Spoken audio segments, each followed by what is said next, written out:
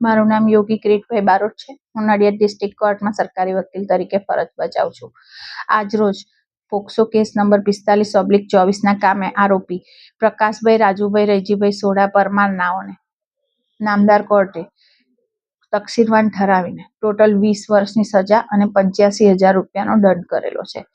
કેસની વિગત જોવા જઈએ તો એવી છે કે આરોપી નાઓ કે જે ચકલાસીના રહેવાસી હોય તેઓએ ફરિયાદીની સગીર વયની દીકરી ને તેમના કાયદેસરના વાલીપણામાંથી ભગાડી લઈ જઈ અને તેમની સાથે વલસાડ ખાતે તેમના કોઈ સગાને ત્યાં લઈ જઈ અને તેમની સાથે દુષ્કર્મ આચરેલું છે.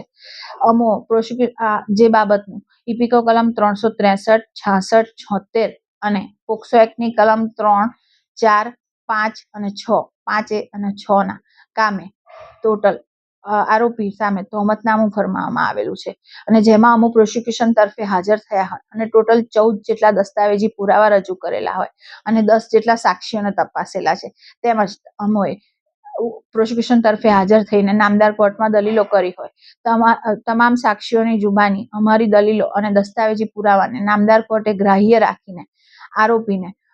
ટોટલ 20 વર્ષની સજા, જેમાં ઇપિકો કલમ 363, 66 માં 5 વર્ષની, 376 માં 20 વર્ષની અને પોક્સો એક્ટમાં 20 વર્ષની તેમજ 25,000 રૂપિયાનો દંડ કરી અને ટોટલ 85,000 રૂપિયાનો દંડ અને ટોટલ 20 વર્ષની સજા, જે તમામ સજા સાથે ભોગવવાનો હુકમ